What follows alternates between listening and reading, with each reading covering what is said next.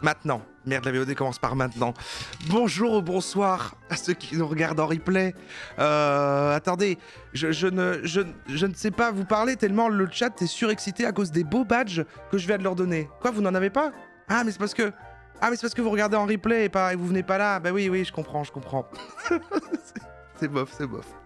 Bon, aujourd'hui, on continue notre magnifique histoire. Vous êtes Elon Musk, le livre dont vous êtes le héros sur Elon Musk. Je vais évidemment faire un petit topo de ce qu'on avait fait la dernière fois. Le chat va m'aider pour, pour resituer ce qu'on a fait avant, où on en est arrivé et tout ça. Et évidemment ici le chat va pouvoir à nouveau choisir via des sondages les directions qu'on prend, même si comme je vous ai dit le chat prenez votre mal en patience parce que là où on est arrivé je sais que je dois déjà lire facilement 3-4 pages avant qu'il y ait le premier choix. Donc voilà, je vais tout de suite il y a une chaussette, hein, c'est mon fameux étui à lunettes que j'ai utilisé pour garder la page, je vais pouvoir enfin le récupérer. Bon, on va essayer de finir quand même un arc aujourd'hui, parce que je sais pas si ça méritera 3 lives ce livre-là. Je voulais au moins en faire 2, parce que je l'ai quand même payé. Non mais on était arrivé au milieu du bordel, il venait à peine de créer sa première startup, il restait encore plein de surprises, c'était sympa. Ah justement, donc... Oh, tu parles 20 minutes, pas une demi-heure, tu oublies tout le temps qu'il y a 10 minutes d'attente. Ah oui, c'est vrai, c'est réel, Caracol, badge, platine étoilé, bien sûr, c'est vrai. C'est vrai, merci criminel mental pour le sub, mais t'es un criminel mental toi ou quoi? Il offre un sub alors qu'il doit aller dormir. C'est fou ça. Oui, c'est vrai que je parle 10 minutes. Oh, parfois... Enfin, non, je... Ah, merde, j'ai... Ah donc du coup... Qu'est-ce qu'on avait fait? En fait, on avait fait un arc où finalement, on avait décidé petit d'acheter une carabine à plomb. Ça, c'était le premier multivers qu'on a créé parce qu'au lieu d'acheter des fusées, de trucs de l'espace, on a acheté une carabine à plomb. Mais, comme vous le savez, ça a servi plus tard quand il y a eu une fusillade d'un incel dans une école et que Elon Musk a pu s'approprier une arme et tuer l'incel. Mais tout ça, c'est après. Parce que ce qui s'était passé, c'est qu'à un moment, on avait décidé d'aller au Canada... pour aller voir quelqu'un de notre famille, il me semble. Et en attendant de pouvoir être reçu à l'école, on avait fait des jobs d'étudiants et on avait été bûcheron. Et on avait failli mourir. Mais ensuite, voilà, on va à l'école, on avait une copine. C'est là qu'on la sauve de la fusillade. Et là, on continue. Et là, ensuite, on avait choisi de demander de l'argent à notre papa. Évidemment, là on n'a pas fait de multivers, là c'est la réalité la plus totale évidemment de la biographie d'Elon Musk et ça avait permis de créer notre propre startup qu'on avait créé il me semble avec notre frère, c'est ça, hein, ça je ne sais pas si c'est réel. Et dans le tas évidemment on était revenu en arrière parce qu'à un moment on avait créé un multivers où on allait faire son service militaire. Et ça terminait très vite l'arc de ça avec Elon Musk qui partait à la retraite, qui était décoré de 1000 et un trucs parce qu'évidemment quel que soit le métier qu'il choisit, il devient le meilleur parce que c'est un génie, parce qu'il est zèbre et il avait créé un tank électrique, évidemment. Donc voilà. La storyline des dagues, on a rien de cohérent, on dirait ChatGPT qui écrit une histoire. Oui, et en plus même les mots sont mal écrits. Donc c'est fou. Donc on va reprendre ici où il avait créé sa première startup et qu'on avait sa première carte de visite. J'ai 2 pages à lire et ensuite ça nous emmène vers une autre page, donc c'est même pas encore un choix. Et je ne sais même pas ce qui se passe après, donc voilà, bon on espère. Bon, sinon profitez de la lecture, hein, je vais essayer de vous mettre dans l'ambiance. Je coupe la musique ici, je m'installe un petit peu. Et je vais mettre, je sais pas, une musique un peu quoi, genre... on va mettre bonne humeur parce qu'il vient de créer... son truc. Hop. Alors c'est comment ça? C'est comment? C'est bien comme volume ça? Ça va un peu fort. Hein? C'est bien ça. Ok. C'est parti. Ah oui non attendez. La dernière fois j'avais mis un peu de reverb. Un peu comme ça. Merde. Ah. Un peu comme ça. Comme ça. Un peu comme ça. Un tout petit peu. Ça y est. Un peu moins quand même. Un peu moins. Voilà. Ça y est, I. Le nom de notre start-up est maintenant officiel. Vous annonce votre frère. Il a même fait imprimer vos cartes d'affaires. Ça, je vous avais montré. Hein. Elon Musk, cofondateur Global Link Information Network, we power the press. Très cool, K. Vous êtes enthousiasmé par l'initiative de Kimball. C'est ça, Kimball, c'était notre frère. Oh, ça va pas abuser là. On verra plus tard pour y mettre un logo. S'empresse-t-il d'ajouter. Votre père a accepté de vous donner 28 000 $ pour partir votre entreprise. Ça se dit ça? Ça a force cette musique quand même. Je vais baisser un peu. Donc on a voilà 28 000 $ là. Par contre, vous allez devoir être économe et ingénieux durant les prochains mois. Car après l'achat... Ouais, c'est un peu... Oui, il y a plein de moments, c'est vrai qu'on a lu, ça fait un peu québécois. C'est vrai, je pense que c'est ça. Car après l'achat de l'équipement et des licences logicielles, et après avoir payé la location du bureau, il ne vous restera pas grand-chose pour manger à la fin du mois. Pauvre Elon. En fait, selon vos calculs, vous devrez dormir avec votre frère dans les locaux. Au moins au cours des 3 prochains mois. C'est dur. Mais ça, c'est l'entrepreneuriat. Vous comprenez bien tout le potentiel de l'Internet. Vous avez une vision du futur où tous les commerces auront leur site web. Faut que je me mette un peu dedans, je sais pas lire. Et comme les pages jaunes, vous aurez un bottin en ligne de tous ces commerces avec une description et une carte routière pour vous y rendre. Vous expliquez votre nouveau concept par un exemple. Si vous voulez connaître l'emplacement de la pizzeria située la plus près de vous, vous n'avez qu'à venir sur notre site web et vous aurez l'itinéraire vers la pizzeria par navigation pas à pas à partir de votre emplacement. On va faire un Google Maps quoi. Mais avant, pour vous c'est un concept évident, mais pour la majorité de vos clients c'est loin d'être le cas. Le bureau que vous louez est petit, à peine 70 mètres carrés. Mais il est fonctionnel. Sauf certains jours où la toilette déborde. Aïe. Vous avez loué un appartement de 2 chambres avec Kimball. Mais vous n'avez pas assez d'argent pour acheter des meubles. Vous devez dormir sur un matelas déposé sur le plancher. Oui bon, ça va. Il veut qu'on chiale. C'est un environnement assez spartiate, pardon. Vous vous en foutez de tous les deux. Votre optimisme est inébranlable et celui de votre frère est très inspirant. Vous avez une vision claire et précise de l'avenir et rien ne pourra nous empêcher d'atteindre vos objectifs. Surtout pas un manque de luxe. Grâce à vos talents de négociateur, vous parvenez à convaincre un jeune ingénieur sud-coréen à venir travailler comme stagiaire en échange d'une chambre et d'une pension. Sait-il dans quoi il s'embarque, vous demande Kimball. Il croit qu'il va travailler dans une grande entreprise, mais il devra venir vivre avec nous, répondez-vous. J'espère seulement qu'il va au moins terminer le mois, s'exclame votre frère, et vous partez à rire tous les deux. Ah, voilà, c'est son premier stagiaire non rémunéré. C'est déjà son premier stagiaire qu'il exploite. Il est là. Bah, il faut bien. Vous vous occupez de la programmation du service en ligne, tandis que Kimball s'occupe de la partie plus soft, soit celle du vente porte-à-porte. Vous avez déniché une base de données des entreprises de la région dans la baie de San Francisco, avec leur nom, adresse. De plus, vous avez réussi à négocier un accès à la base de données GPS de Navteq. Cette entreprise a dépensé des centaines de millions de dollars pour créer une navigation à l'aide de cartes routières, et vous y avez maintenant accès gratuitement. En combinant ces 2 bases de données, vous faites un prototype fonctionnel de votre nouveau service révolutionnaire. Dès qu'une anomalie se présente dans votre programmation, vous trouvez rapidement une solution. Que cela soit par vous-même ou avec une petite équipe d'ingénieurs. En fait, vous ne quittez pratiquement jamais le bureau. Un peu comme un chien. Vous dormez la nuit dans le beanbag et vous avez demandé à vos employés de vous réveiller en vous donnant un coup de pied dans votre couchette. Ah, et à la dure, hein. Dès lors, vous reprenez le boulot. Votre éthique du travail est sans pareil, j'en doute, et cela motive grandement vos troupes. Au fur et à mesure de vos améliorations, votre preuve de concept devient un produit tout à fait commercialisable. Au début, votre site web www.totalinfo.com ne fonctionnait pas toujours, et lorsqu'il fonctionnait, il était très lent. Malgré cela, vos vendeurs essayent de vous faire voir à vos clients tout le potentiel de l'Internet. Côté marketing, vous avez une idée de génie. En effet, afin d'impressionner d'éventuels investisseurs, vous avez construit un grand boîtier autour d'un PC standard, équipé de roulettes en dessous. Vous n'aviez qu'à pousser le boîtier devant les investisseurs pour leur faire croire que vous aviez un super ordinateur central. Et seulement cela réussissait à les surprendre. De plus, vous êtes fiers de leur dire que vous avez la mentalité d'un samouraï. Et que vous préférez vous faire seppuku plutôt que d'échouer.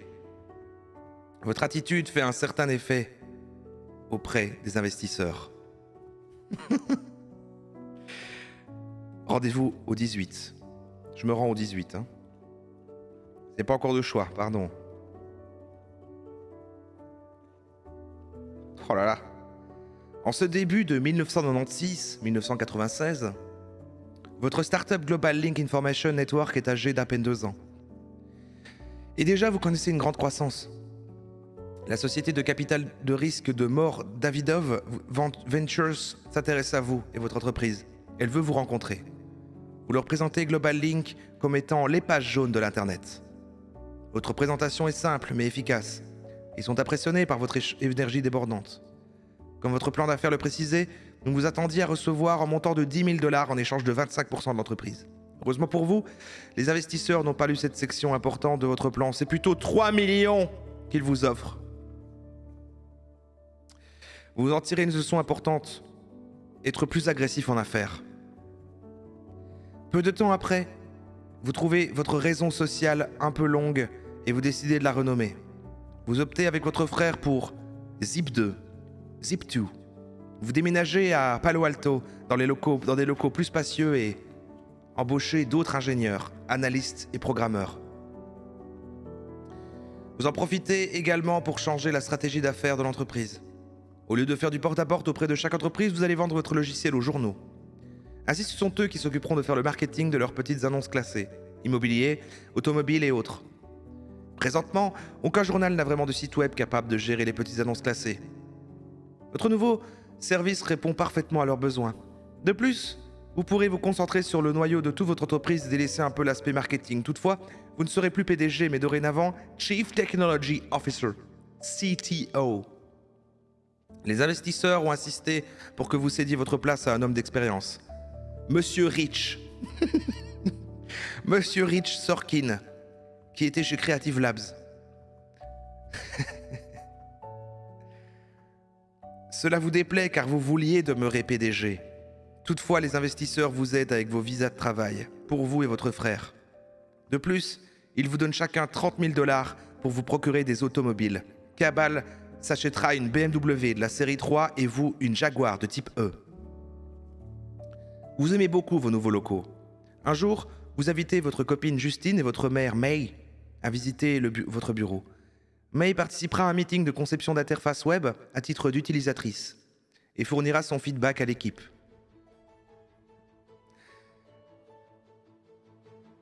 Elle aura l'excellente idée de faire ajouter un bouton sens inverse dans la page contenant la carte routière. Ainsi, les gens pourront revenir à leur point de départ après avoir visité l'entreprise où ils se trouvent. Cette nouvelle fonctionnalité sera certainement appréciée par les clients de Zip2. Plusieurs journaux, dont le New York Times et le Chicago Tribune, vont acheter vos services. C'est un grand succès. Un de ces journaux ont payé un total de 50 millions $. Et vous pouvez remercier un certain Craig Newmark, car son nouveau site web gratuit du nom de Craigslist connaît un énorme succès et il fait déjà une forte concurrence aux petites annonces classées dans les journaux. Votre slogan « We power the press » aura une grande répercussion auprès de la presse écrite. Votre croissance est si rapide que vous devrez encore déménager vos bureaux. Donc en 1997, vous optez pour de grands et chics locaux à Mountain View. Cette nouvelle stratégie d'affaires vous irrite, malgré qu'elle soit très lucrative. Vous croyez plutôt que vous aurez pu offrir des services intéressants au grand public. D'ailleurs, vous aviez le plan d'acheter le site city.com et d'en faire un portail pour les consommateurs. Mais l'appât du PDG et du conseil d'administration en a décidé autrement. Toutefois, dans votre fort intérieur, vous savez que vous parviendrez un jour à changer le monde. Rendez-vous au 99. Bon bah, j'espère qu'il y a bientôt un choix, hein. Je suis désolé, maintenant il en fait qu'à sa tête, Elon. Oh! Il y a même pas un choix à la fin de ça, c'est qu'une page, mais par contre, il y a une conséquence suivant l'heure qu'il est. C'est fou. Nous sommes en février 99 et vous êtes en direction d'un restaurant de Palo Alto. Vous allez fêter l'achat... Ah, je crois qu'il dirigeait un restaurant maintenant, ok. Vous allez fêter l'achat de votre entreprise Zip2 par Compaq pour 307 millions de dollars. Et ce, après seulement 4 ans d'existence. Votre vision du potentiel de l'Internet a porté ses fruits. Il y a moins de 10 ans, vous pelletiez du grain dans des bacs et vous êtes maintenant multimillionnaire. Que de chemin parcouru depuis. C'est fou quand même, ça a été très vite par rapport à toute son enfance. Maintenant, oui, il est riche, voilà, c'est tout. Vous arrivez au restaurant et Cabal vous accueille en héros. On a réussi, on a réussi, s'exclame-t-il. Et ce n'est qu'un début, lui répondez-vous en ayant déjà en tête votre prochain projet. Avec vos 22 millions de dollars en poche, vous quittez votre appartement que vous partagez avec 3 colocs. Oh, il était temps, ouais, avec 22 milliards, oui, 2 millions. Et vous achetez un condominium de 1800 pieds carrés que vous rénovez. Je ne sais même pas ce qu'est un condominium, mais ça doit être un truc qu'achètent les riches, un endroit où on vit. Vous achetez également une McLaren F1 d'une valeur d'1 million de dollars et un petit avion que vous apprenez à piloter. Votre jeunesse et le fait qu'une .com vous ait rendu millionnaire intéresse la chaîne CNN. Il arrive, Justine. Lancez-vous à votre copine tout excitée par l'événement. Qui arrive? CNN ou ton bolide? Vous demande Justine encore à moitié endormie. Les deux en même temps! Dites-vous avant de sortir de l'extérieur en trombe. Les caméras de CNN vous filment l'arrière de la longue remorque. Et les livreurs sont en train de descendre votre belle McLaren F1 argentée. Ouais, pourquoi pas. Les livreurs sont en train de descendre votre belle McLaren F1 argentée sur une plateforme élévatrice. Bouche bée, vous regardez le spectacle les bras croisés. Il y a 62 McLaren dans le monde et je vais posséder l'une d'entre elles. Waouh, je ne peux pas croire qu'elle est vraiment ici. C'est assez fou. Vous trouvez pas ça fou? Vous trouvez pas ça fou, vous? Un peu fort la reverb. Vous dites ça après 17 minutes.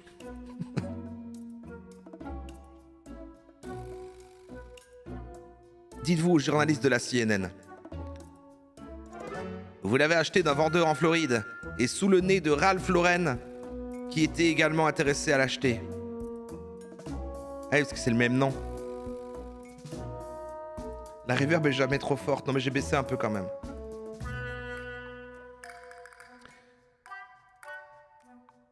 Encore de la musique, non? Enfin bref.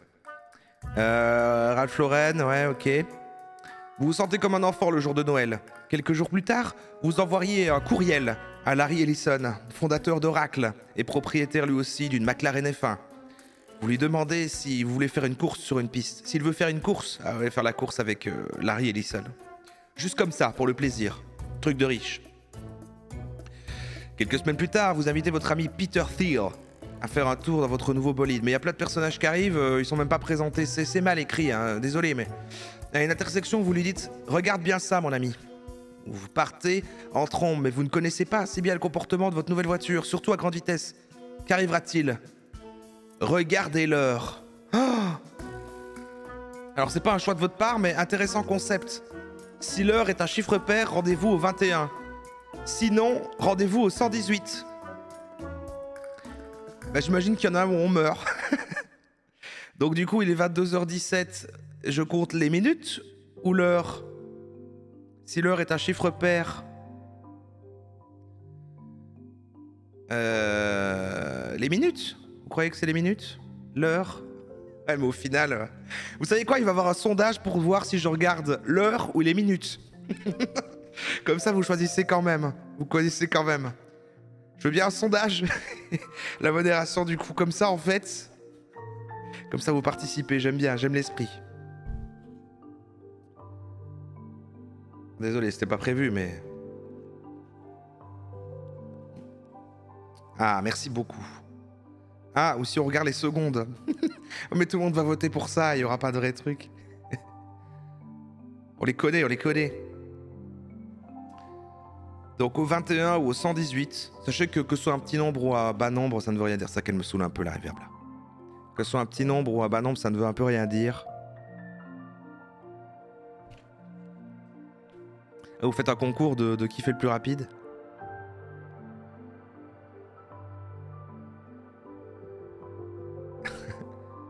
Ça va partir sur l'heure, on dirait. Ah, et merci, c'est vrai que j'avais oublié de demander, mais merci d'avoir mis le temps minimum pour le sondage, comme ça on fait pas non plus à chaque fois 3 heures les sondages là-dessus. Vous gérez la modération. Ah, c'est Lishfire qui a lâché ça. Magnifique. Bon. Après, apparemment... Ah, c'est serré quand même, hein, c'est serré, hein. Il vous reste 1 seconde. Ah, voilà. C'est donc je vais suivre l'heure, et donc c'est un chiffre pair, et donc je vais au 21. Ok. Je vais quand même garder... Vous retenez que c'est 118 au cas où on meurt, au cas où on doit faire la suite dans l'autre sens. 118. Je vais mettre mon chiffon au cas où. Hein. C'est bien. Je choisis le 21. Le 21.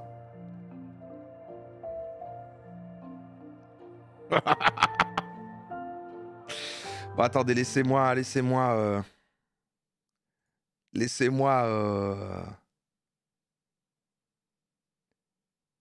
mettre un truc adapté.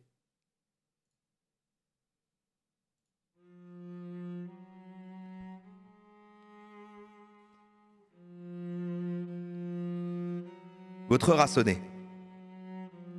Vous roulez à plus de 200 km/h lorsque vous voyez au loin un véhicule qui vient de faire son entrée sur l'autoroute. Il semble s'agir d'un camion de pompiers. C'est bien un foutu camion de pompiers. C'est vraiment écrit ça. Il semble s'agir d'un camion de pompiers. C'est bien un foutu camion de pompiers. Vous commencez à freiner, mais la chaussée est encore glissante suite à un orage localisé à cet endroit. Il y a quelques minutes de cela, malgré les freins ABS ou ABS, je ne sais pas, je ne connais pas les bagnoles. Squeezie, de votre McLaren, votre bolide se met à faire un 360. Puis un autre. 2 secondes plus tard, votre ritulante voiture s'encastre dans l'arrière du camion. Vous et votre ami Peter auriez peut-être survécu à l'impact si ce n'était de la grande vitesse à laquelle vous rouliez. Surtout avec l'aide des pompiers déjà présents sur place. Mais peut-être vaut-il mieux pour vous de mourir sur le coup que d'être le reste de votre vie invalide.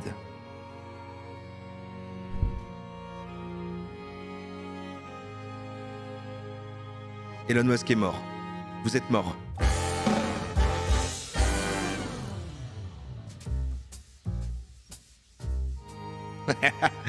Et non! Ne vous inquiétez pas, ne vous inquiétez pas. On va revenir dans le passé. Là, la vanne de fin du stream marche. Elle marche toujours. Elle est incroyable. C'est la meilleure vanne. C'est presque aussi génial que quand des gens font un faux doublage mal fait d'émission, là. Ça me fait énormément rire, ça. On va donc aller au 118 pour avoir l'autre version, pour pouvoir continuer la vie d'Elon Musk.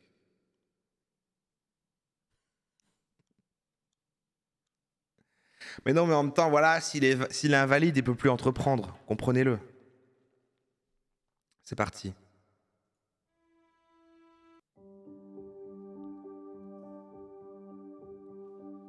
Ah merde, il meurt aussi.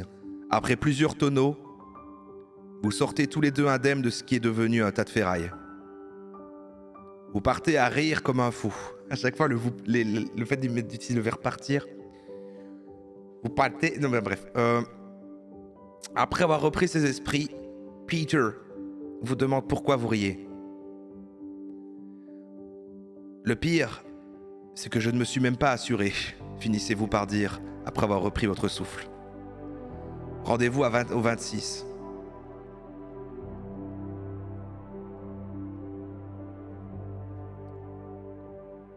Ah, à la fin de ça, il y a une décision, le chat. Il y a une décision à la fin de ça.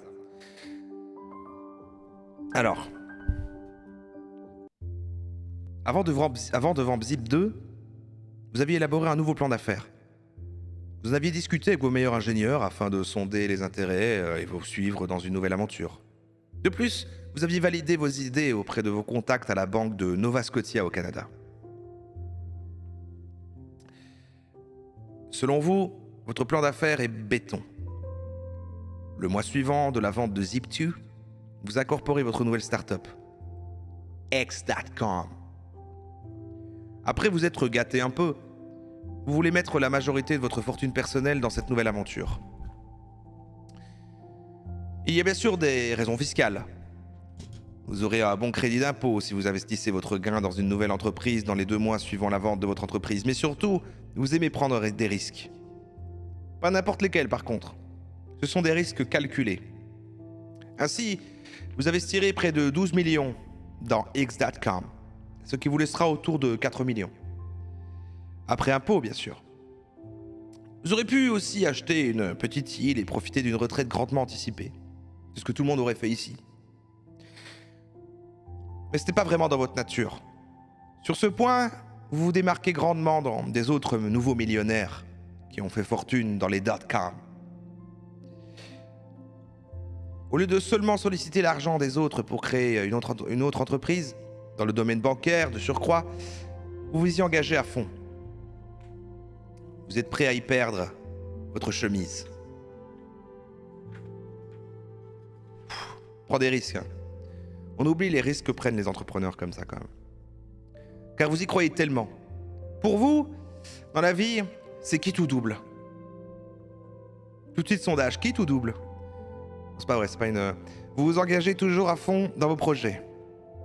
Un jour, votre ami Peter Thiel vous a demandé la différence entre l'implication et l'engagement. Car il peinait à faire la différence.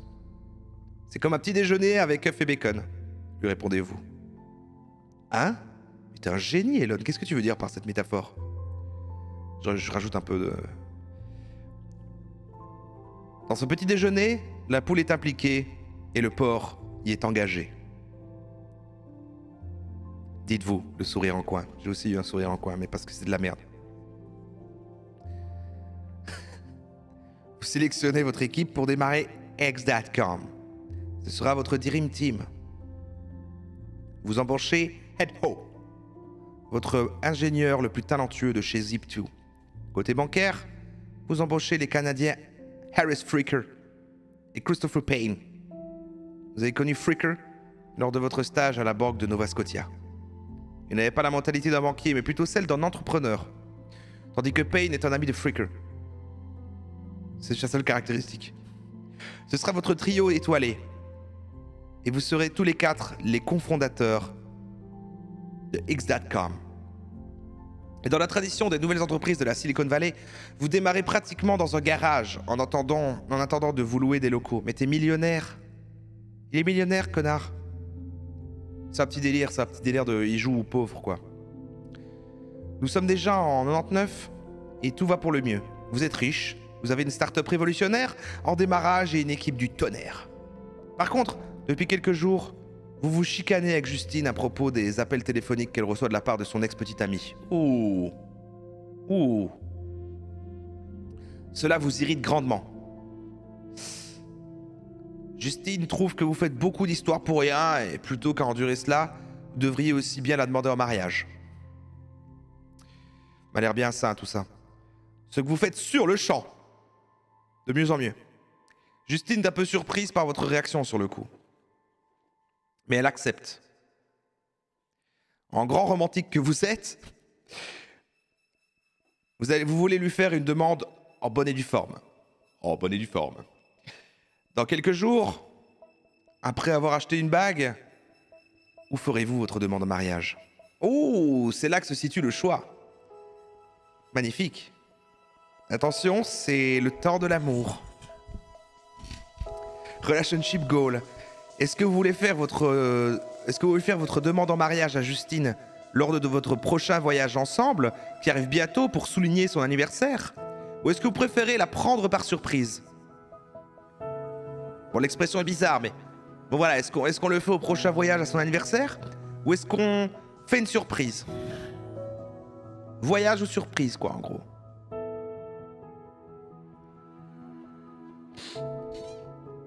Votez. A ou B?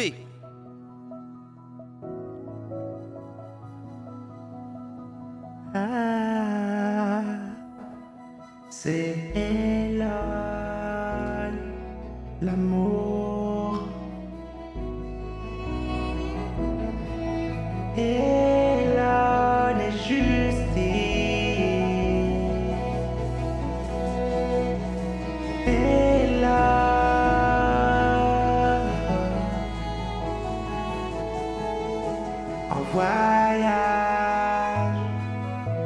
Par surprise,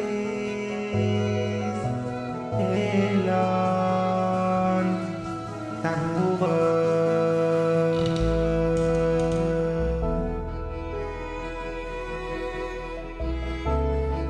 Bon, qui a mis un super long sondage d'une minute là? J'étais censé meubler jusqu'à la fin du sondage, il reste 1 minute.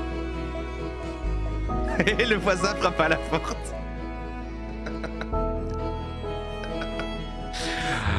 Ah. Votez. Allez, c'est parti. C'est donc par surprise qui va gagner. Nous allons aller au 36. Je pense qu'on peut dire que c'est bon, c'est ça qui va gagner. Il y a 2 fois plus de gens qui ont voté par la prendre par surprise. Nous allons la prendre par surprise immédiatement. On va au 36. Roro et le voisin. Ok. Très bien. Faut une autre chanson, un truc un peu plus... Ah, j'étais déjà dans Sentimental, c'est vrai. Moi, je suis pas convaincu.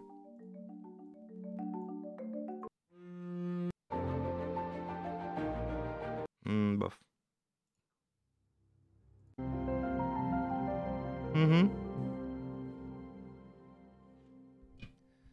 36, hein? On est d'accord.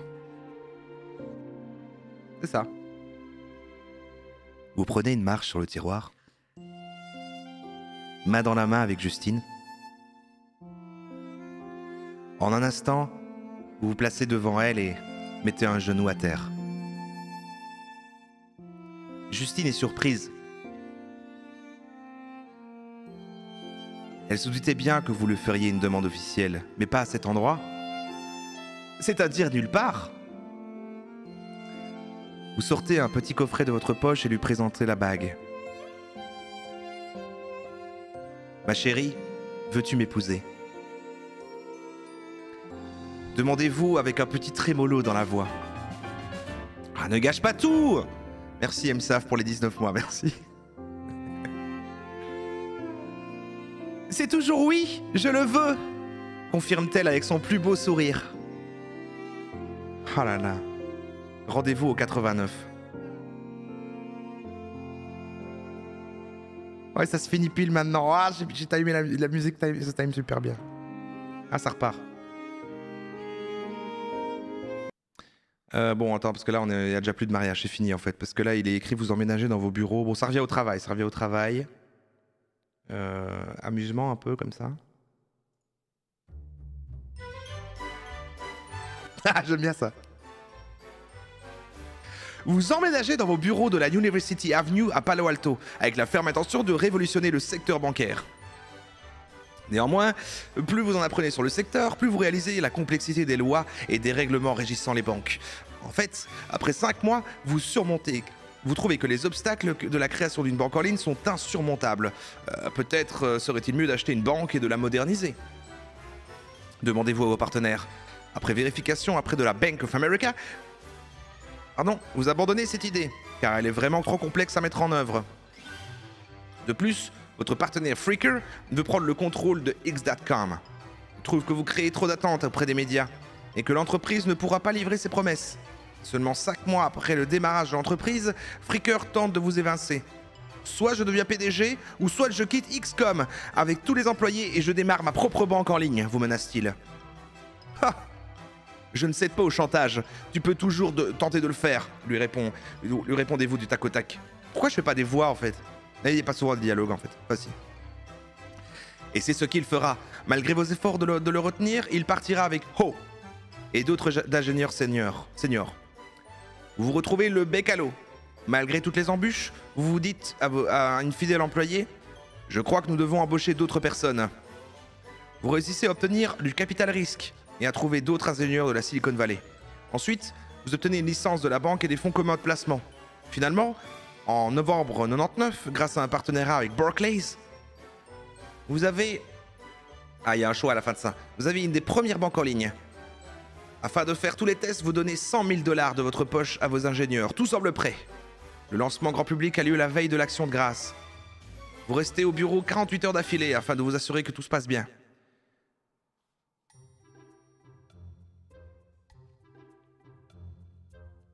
Côté marketing, vous tentez un nouveau concept. Vous donnerez 20 $ en carte cadeau à chaque nouveau client et 10 $ en carte cadeau à chaque référence.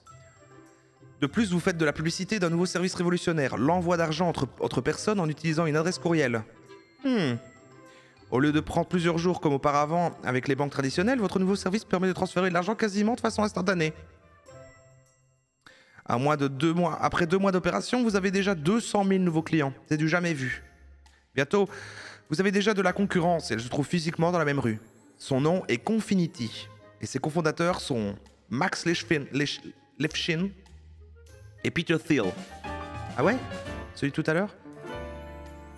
Merci Taranti le Belgix qui offre un sub à Nawaket. Merde, j'ai perdu ma ligne. Oui, voilà. Leur site web se nomme paypal.com. Non, il vient après. Pendant un certain temps, chacune des startups rivalise en se copiant l'une l'autre. Elles dépensent des dizaines de millions de publicités et des millions sont perdus dans les batailles contre les hackers et les fraudeurs. Il s'agit vraiment d'une course contre la montre, à savoir qui sera le premier à s'imposer sur le nouveau marché des paiements en ligne. PayPal est en train de s'établir sur eBay. Mais vous imaginez déjà des tactiques afin de ne pas perdre trop de terrain. En mars 2000, X.com possède des produits bancaires plus raffinés et encore beaucoup d'argent en banque, sans jeu de mots. Tandis que Confinity semble le produit le plus populaire grâce à son intégration de PayPal dans eBay. Toutefois, ils seront bientôt à court d'argent car cela leur coûte 100 000 $ par jour. Par jour? Ah oui. Afin d'attirer de nouveaux clients contre toute attente, Confinity vous propose une fusion avec XCOM. Vous avez une décision d'affaires à prendre. Si vous voulez continuer à concurrencer Confinity et les battre à l'usure, vous pourriez les acheter pour une bouchée de pain. Rendez-vous au 44. Sinon, vous acceptez leur offre de fusion, alors rendez-vous au 29. Alors, la modération, petit sondage. Est-ce qu'on accepte la fusion avec Confinity, nos concurrents qui ont incorporé PayPal dans eBay? Ou est-ce que... Voilà, donc A, c'est en concurrence, on dit non. A, on dit stop, je ne vais pas fusionner avec vous, je vais vous battre. Et B, on va accepter la fusion, sachant que, en gros, bon, d'après ce que je crois, oui. A, c'est un multivers, et B, c'est ce qui s'est passé dans la réalité. Il me semble, hein. Il me semble. Donc là, vous choisissez de créer un multivers, je comprends. Elon est un guerrier.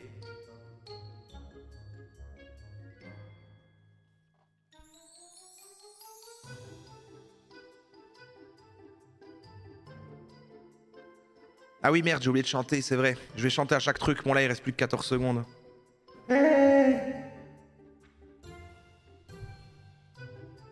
Concurrencer ou fusionner, que va faire Elon? Voilà, c'était un petit jingle. Merde. Du coup, c'était... C'était... Ah, que vous avez mis, c'est rendez-vous au 44, parfait. Il a rien fondé. Ah non, lui... Enfin si, il a fait ses petits trucs. Enfin en fait, il fait des trucs moins bien. Ensuite, des gens font la même chose. Il se retrouve au bon endroit. Et puis il dit, ouais, en fait, j'ai fondé le truc. Tout ça, quoi. Vous connaissez l'histoire.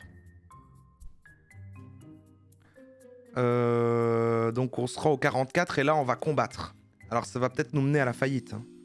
Mais au moins... Oh, il y a une image. Je vous lis d'abord le texte avant d'avoir l'image. Merde. Attendez.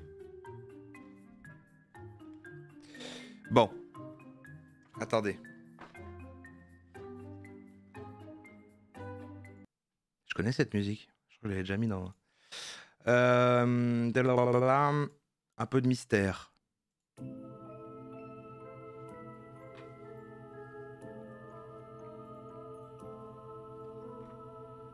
Confinity réussit à obtenir... Ah, c'est là. Confinity réussit à obtenir du capital risque auprès de Goldman Sachs. Et il était temps pour eux. Leur stratégie de marketing était en train de les emmener tout droit à la faillite. Cela est une très mauvaise nouvelle pour Zip2, car seul, vous auriez pu vous imposer dans le marché grand public. Vous avez les ressources et la technologie, mais il vous manque encore l'emplacement. Et maintenant, Confinity pourra solidifier ses assises et sa position avec eBay. Votre seule option est de changer de stratégie et de viser le business to business, le B2B. Vous tenterez de vendre vos services auprès des entreprises et de leurs fournisseurs. Quelques mois plus tard, Confinity, qui se nomme maintenant PayPal, est acheté par eBay pour un montant de 700 millions. Malheureusement, votre stratégie de B2B n'a pas fonctionné, car ce marché n'est pas encore assez mûr. Vous avez épuisé toutes vos ressources financières et vous avez échoué à obtenir une nouvelle ronde de financement. Vous devez déclarer la faillite.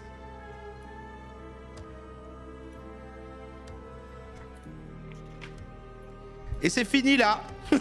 Et on a une image d'Elon. Allez, on a une image d'Elon qui est déprimé. Qui est déprimé à cause de ce choix. Donc maintenant, je vous propose... En fait, c'est même pas bien fait comme truc dont vous êtes le héros maintenant, parce qu'en fait, c'est en gros, suis la biographie d'Elon Musk, ou alors t'as un paragraphe qui dit que t'es mort ou que tu fais faillite. Mais la success story, c'est du full bidon, je suis en état de choc. Tu veux dire le fait que Elon Musk a machin, ou là-dedans, même la bonne histoire est fausse? Bah, comme on a suivi des trucs au début, machin, peut-être que là, c'est pas tout juste ce qui est dit, mais je crois que là, on suit l'aspect biographie, hein, je crois, là. Merci, Capitaine Feu pour les 4 mois. Alors, peut-être c'est pas ça qui s'est passé, mais c'est ce qui est considéré comme réel dans le truc. Il me semble. Musk ou crève. On va aller voir le 29. Qu'est-ce qui se passe après la fusion? On continue encore un petit peu, on va voir là. On fait jusqu'à la prochaine défaite.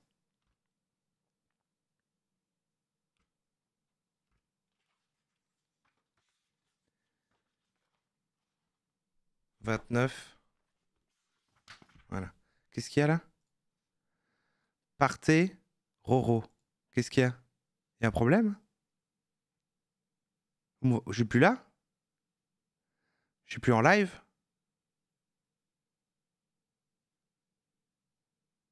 Ah si. Je suis mort? Je suis mort là en ce moment? Je suis dans un grippin?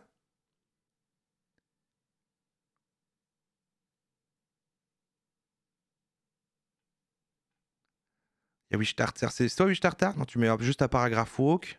Mais le sondage, c'est quoi? J'ai pas compris. Évidemment, le modo qui aura dénoncé le modo qui a lancé ce sondage sera récompensé. Et le modo qui a lancé ce sondage, viré. Donc...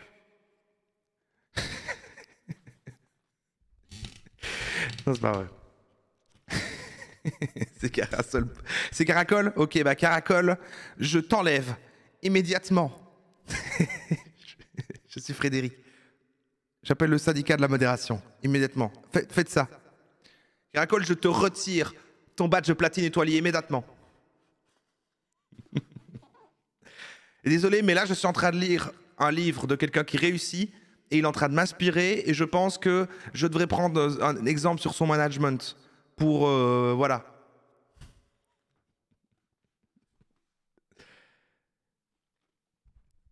Si tu fais ça, tous les viewers partent, eh bien, j'en engagerai d'autres. Et je demanderai un capital à mon père.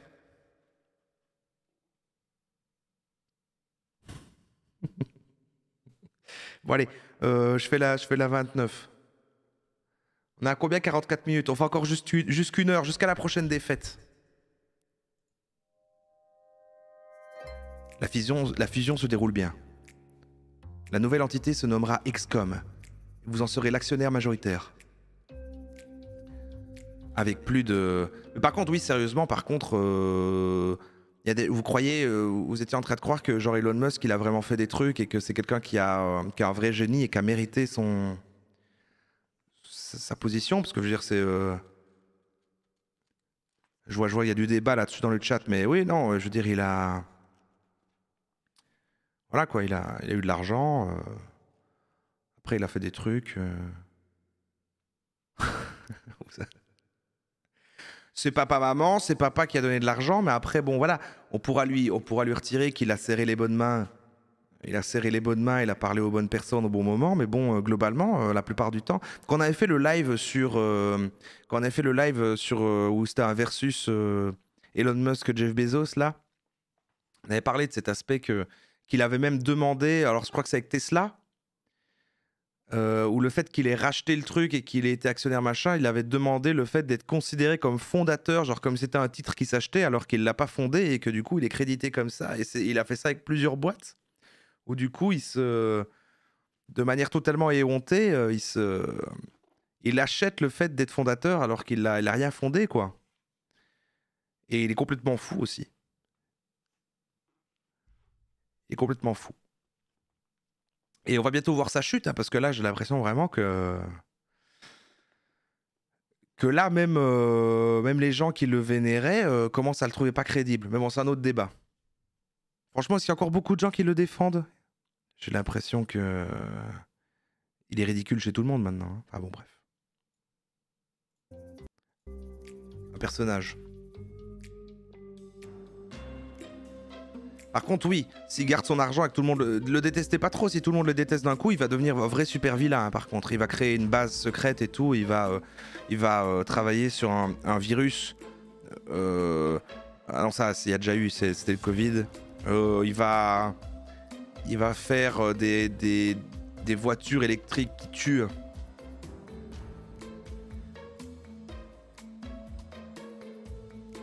C'est Dark Iron Man ou quoi? Bon alors je disais, Neurocamal a levé 100 millions de dollars après d'investisseurs tels que la Deutsche Bank ou Goldman Sachs. De plus, Bill Harris, le PDG actuel, a perdu le vote de confiance du conseil d'administration et vous redevenez le PDG.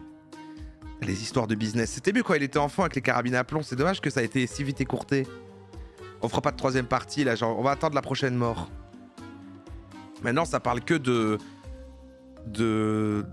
contrats et d'impôts et de PDG. Toutefois, tout n'est pas si rose dans ce nouveau mariage. Ah, l'amour revient. Voilà, il suffisait que... Voilà, un peu d'amour. Un peu d'amour. Tout n'est pas si rose dans ce nouveau mariage et la lune de miel tourne au vinaigre. Il y a plusieurs frictions au sein des deux équipes réunies. Ah non, c'était une métaphore pour parler de la fusion des... Non, ouais, non, c'est toujours l'entreprise en fait. C'est toujours l'entreprise. Notamment au sujet de l'infrastructure technologique. Quel faux espoir! L'équipe de Confinity voudrait aller vers le logiciel libre, tel que le système d'exploitation Linux. Tandis que vous vous orientez vers Microsoft, plus apte selon vous à maintenir une plus grande productivité. 2 mois plus tard, Thiel quitte le bateau et Levchin menace de faire de même. Putain, vous imaginez une vraie biographie où c'est que ça et tu lis juste ça, quoi. Ça doit être comme la biographie de Steve Jobs. Genre ça me terrifie les gens qui lisent ça. Hein. Au même moment, votre site web tombe en panne au moins une fois par semaine, car il n'arrive plus à fournir la demande. Votre nombre de clients croît de façon exponentielle et cela vous cause de plus en plus d'ennuis. Vos frais bancaires, en plus, c'est même pas bien écrit pour faire un peu des trucs, des péripéties, des machins. C'est juste, voilà, y a ça. Et vous avez une croissance de fou. Et il y a des noms qu'on connaît pas. Vous fusionnez. Vous gagnez plus d'argent encore. Nouveaux concurrents aussi. Vos ingénieurs, analystes et techniciens se concentrent à régler les nouvelles difficultés et améliorer les services. Mais ce faisant, ils délaissent l'aspect sécurité. XCOM est victime de plus en plus de fraude. De plus en plus de gens au sein de l'entreprise se questionnent sur vos capacités de leader. Comme chez Twitter, quoi. Et de gestion de toutes ces crises. Vous réussissez tant bien que mal à redresser la situation. Mais certains employés sont mécontents. Toutefois, ils demeurent au sein de l'entreprise. Ah voilà, vous vous êtes marié avec Justine. Ah, c'est bon. Il y a déjà 9 mois. Vous étiez trop occupé pour partir en voyage de noces. Ah. Maintenant, le timing semble parfait. Vous irez ensemble en Australie pour faire une levée de fonds et ensuite vous serez en lune de miel à Sydney. On mêle l'utile à l'agréable. Hein. L'agréable, c'est le boulot et l'utile, c'est son mariage, quoi. Juste attends pour les Jeux Olympiques. Ok. Rendez-vous au 43. Elle a l'air d'avoir une vie merveilleuse, Justine. Bon, au moins, elle a de l'argent. Ça doit être sympa d'être marié, Elon Musk. Après votre arrivée en Australie, vous apprenez que vous avez été remplacé par Thiel comme PDG.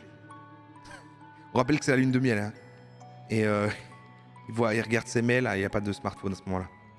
Genre putain, merde! Il balance des meubles à travers la pièce comme ça. Pendant votre vol, le conseil d'administration a reçu des motions de censure à votre endroit. Vous dites à Justine qu'il s'agit en quelque sorte de vote de non-confiance de la part des cadres de l'entreprise. Quel horrible monde quand même. Dans ces lettres, c'est normal que ça rend les gens méchants, c'est affreux quoi, quelle horreur. Les cadres ont exigé que Thiel prenne votre place en tant que grand patron, c'est la jungle hein. Vous êtes un peu abasourdi, car vous n'avez pas vu venir ce coup bas. Genre c'est des trahisons, quelle horreur. Des trahisons en cravate. Personne ne vous avait prévenu et tout s'est fait dans votre dos. Vous prenez votre prochain vol pour Palo Alto. Bon, la lune de miel est finie. Ben voilà, désolé ma chérie, notre lune de miel sera pour une prochaine fois. Dites-vous à votre femme, résignée. À votre retour, vous vous battez pour reprendre votre poste, en vain. Il vous semble évident que la haute direction de l'entreprise a déjà passé à autre chose. Ce n'est pas tant le fait de ne plus être PDG qui vous affecte, mais plutôt qu'il y a beaucoup de choses importantes à réaliser et que si vous n'êtes pas PDG, alors vous ne pourrez pas sauver le monde, non. Vous n'êtes pas sûr que les choses se feront. Toutefois, après avoir discuté avec Thiel, vous êtes rassuré par lui et finalement vous acceptez la décision prise en cachette. Ce n'est pas la fin du monde, vous dites-vous. Plusieurs ingénieurs les plus fidèles envers vous sont aigris par cet événement, mais ils resteront dans XCOM si vous restez. Vous décidez de rester en tant que conseiller principal et vous continuez d'investir dans l'entreprise en achetant encore plus de parts. Putain, quelle vie de merde, mais c'est quand même horrible. J'ai presque envie d'arriver à cette période de la timeline et de lui faire un câlin et faire calme-toi. Calme-toi en fait. Vous décidez de rester, voilà, oui. Ainsi, vous agrandissez vos avoirs comme principal actionnaire. Plusieurs sont surpris par votre réaction. Ils attendaient à vous voir plus vindicatif et amer. Mais au contraire, vous êtes bon prince. Vous supportez votre ami Thiel, même lorsqu'il décide de rebaptiser XCOM en PayPal. On est encore loin, c'est vrai, dans son histoire. Là, on est au début des années 2000, quoi. Enfin, ouais. Quelques mois plus tard, la haute direction d'eBay commence à s'intéresser sérieusement à PayPal. Il faut une première offre d'achat. Vous conseillez fortement au conseil d'administration de refuser cette offre et les suivantes. Vous argumentez que PayPal veut se vendre chèrement. Très chèrement. Car avec des revenus de 240 millions par année, elle pourra faire une IPO et devenir une société ouverte en s'introduisant en bourse. Le conseil d'administration suivra votre conseil et refusera cette offre et les suivantes. Seul l'avenir confirmera si c'était la bonne décision à prendre. Eh bah putain. C'est ça la vie d'un des mecs les plus riches du monde, quoi. En fait, c'est juste être dans des bureaux, faire des trucs, de devenir conseiller principal d'administration, de PDG, de côté en bourse. Et ça a l'air chiant hein, d'être riche, hein, pardon, mais... Le business, on s'emmerde. Hein. Décembre 2000, on est en 2000. En tant que conseiller auprès de PayPal... Ah, il n'y a même pas de choix à la fin de ça. Bon, c'est juste une page. Ah, c'est un truc avec l'heure. C'est un truc avec l'heure. Et puis, bon, après on verra. Vous avez maintenant plus de temps pour votre couple. Ah! Vous décidez tous les deux de partir 2 semaines en vacances. Vous ne rappelez pas la dernière fois où vous avez réussi à en prendre. Cela doit faire des siècles. Vous optez pour le Brésil, suivi d'un séjour en Afrique du Sud, dans une réserve près du Mozambique. À votre tour de vacances, vous commencez à vous sentir mal. Très mal même. Après quelques jours malade, Justine vous emmène à l'hôpital Stanford. Vous avez peut-être contracté la malaria, dans sa forme la plus sévère. Mais les tests se révèlent négatifs. Vous étiez dans une zone propice à cette maladie. Après avoir fait une ponction lombaire, le médecin diagnostique une méningite virale. Vous êtes traité pour cela et vous vous sentez rapidement mieux. Le médecin vous renvoie à la maison en vous prévenant que les symptômes peuvent revenir. Après quelques jours, vous vous sentez mal et cela empire progressivement. Éventuellement, vous ne pouvez plus marcher. Ok, c'est encore pire, vraiment pire que la première fois, dites-vous à Justine. Je ne peux plus utiliser mon énorme cerveau. Ça, j'ai rajouté. Elle vous amène voir un médecin généraliste dans son cabinet. Vous vous étendez par terre, incapable de rester assis. Le médecin tente de prendre vos signes vitaux, mais vous êtes trop déshydraté. Tellement déshydraté que vous avez besoin d'une intraveineuse dans chaque bras. Elle appelle l'ambulance et vous conduit à l'hôpital Sequoia à Redwood City. Pourquoi elle n'a pas bu juste une grande bouteille d'eau? Toujours à faire son intéressant avec ces deux intraveineuses là. Mais votre état empire encore. Attention, Regardez l'heure qu'il est présentement. Si c'est un nombre pair, rendez-vous au 38. Sinon, rendez-vous au 61. Ah, bah quoi qu'il arrive, c'est pair. On se rend au 38. Moi, je vois qu'il est 22h54. Ah, l'heure, les minutes. Ouais, mais alors... c'est la même chose. C'est la même chose. C'est la même chose. Attendez, je vais voir. Bon, on n'a qu'à dire, ok, que les minutes, le temps que le truc sera fini, il sera 55 et que ce sera impair. Ça va, on n'a qu'à dire que ce sera impair, les minutes, ça va, on n'a qu'à dire que ce sera impair. Ok. Merci Scrobel pour les 4 mois.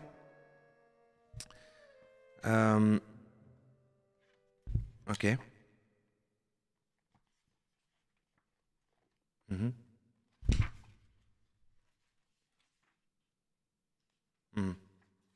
Ok. Moi, je sais ce qui se passe. Il reste 13 secondes. Il n'y a plus de lumière. Il n'y a plus de musique derrière. J'ai même pas l'autotune. Je peux pas faire de chanson sur le fait qu'Elon va mourir. Faut que je tienne les pages. Les minutes.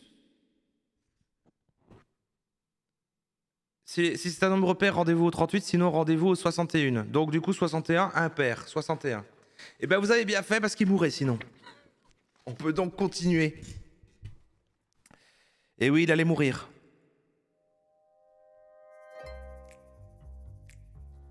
Par chance, un médecin d'expérience de passage à l'hôpital a regardé votre dossier en cachette. Il a vu beaucoup de cas de paludisme et il est certain que vous avez développé la forme la plus sévère de la maladie. Il vous prescrit immédiatement la plus forte dose d'oxycycline. Bon, maintenant, on est sur des trucs de médecine, super.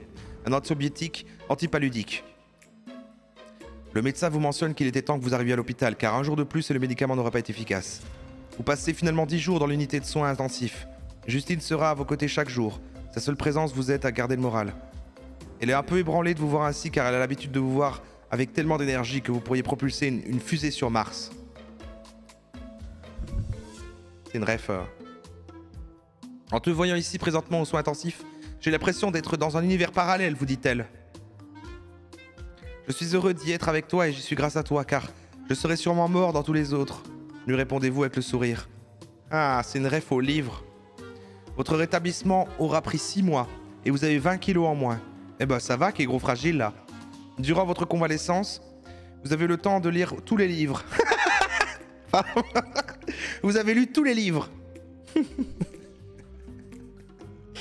Vous avez eu le temps de lire tous les livres que vous avez pu trouver sur les fusées. C'est vrai que la phrase aurait vraiment été juste. Vous avez eu le temps de lire tous les livres. Point. Vous avez un nouveau projet et un plan en tête que vous avez hâte de réaliser. Et vous retirez également une leçon de votre dernière aventure. Les vacances vous tueront. Ah. Donc c'est là que vient l'idée de l'espace. Rendez-vous 45.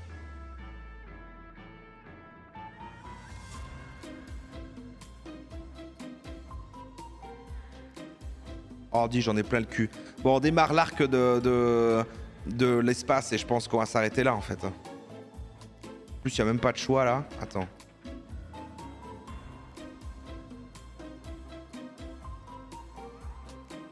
Oh. Attendez, je regarde.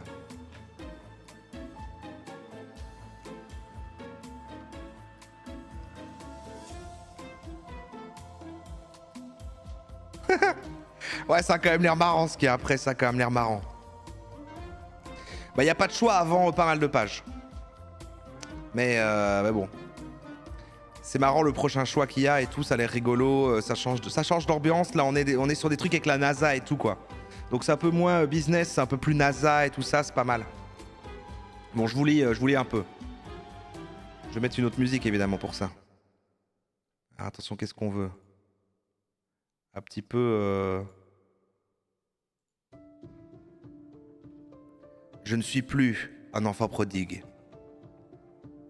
Dites-vous à Justine sur un ton mi-blagueur. Vous venez de fêter vos 30 ans. Vous allez bientôt déménager avec Justine à Los Angeles et travailler fort pour fonder une famille. Faire énormément d'enfants. Vous aimez bien Los Angeles, c'est une ville animée et pleine d'opportunités. Votre attitude et vos intérêts ont changé ces derniers mois. Vos amis l'ont remarqué facilement lors d'un week-end à Las Vegas. Il a des amis. Afin de célébrer la réussite de PayPal. Lors d'un party... Ah, c'est québécois. Vous étiez dans un coin en train de lire un obscur manuel d'une fusée soviétique que vous avez déniché sur eBay. C'est devenu votre nouvelle obsession, voyager dans l'espace. Pour vous, c'est un meilleur moyen de changer le monde que de créer un site web. Mais il n'y a pas entre les deux, il n'y a pas Tesla et tout. Ce n'est pas au hasard si vous avez choisi Los Angeles. Cela vous donne accès à l'industrie aérospatiale.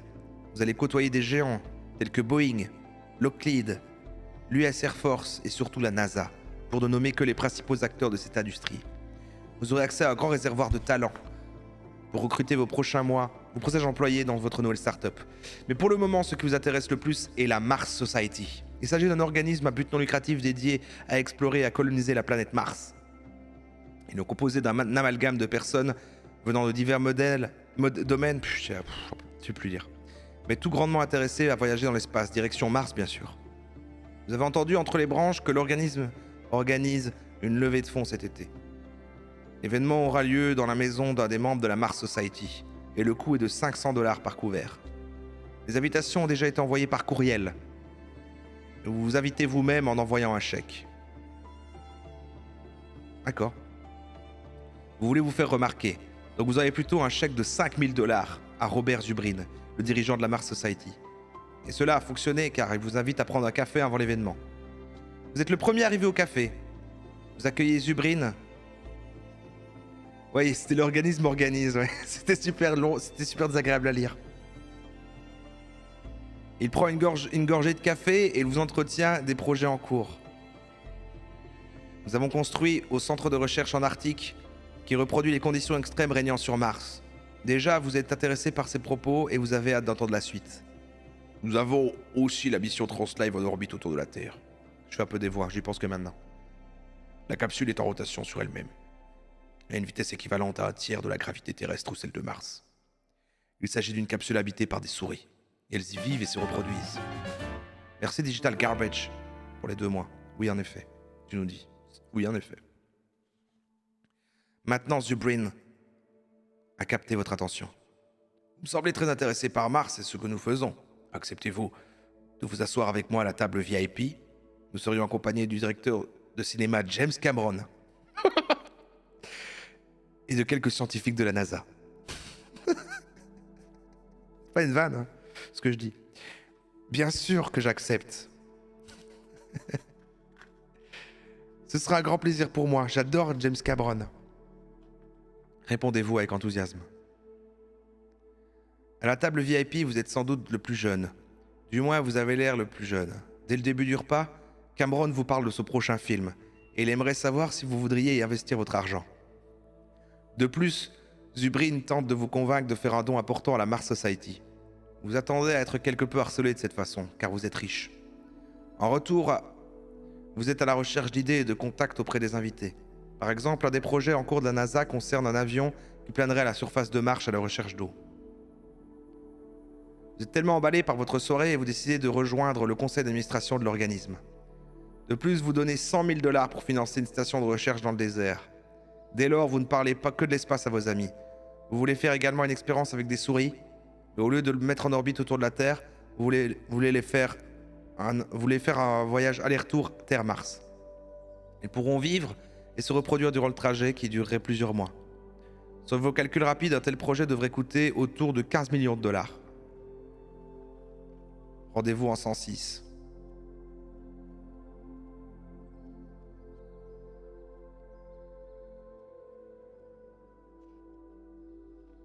Ah, il n'y a toujours pas de choix, on va s'arrêter. Hein. En fait, là, il y a encore un truc, puis encore un truc, et là, il y aura un choix, mais en gros, on est dans l'espace, quoi.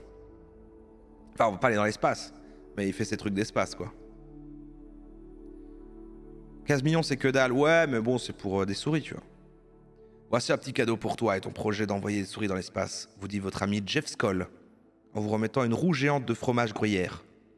Des souris qui forniquent pendant des mois dans l'espace auront besoin de beaucoup de fromage, ajoute-t-il le sourire en coin en faisant sa blague de riche. Ça, c'est moi qui rajoute. Cela ne vous dérange pas, au contraire, vous appréciez la blague.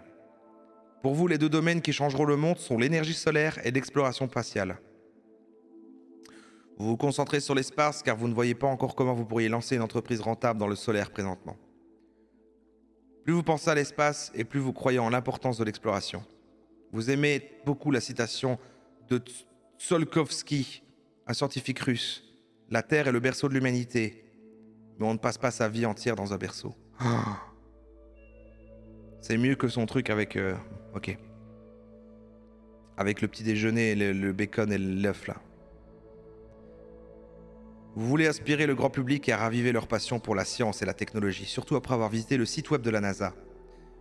Vous vous attendiez à y trouver un plan détaillé sur l'exploration de Mars, mais il n'y a rien, pas de plan, pas d'échéancier. Cela vous a déçu. Vous allez devoir prendre le taureau par les cornes et faire le travail vous-même. Vous avez maintenant un bon réseau de contacts dans l'industrie aérospatiale, afin de mettre en œuvre un projet. Oui, c'est que ça, hein.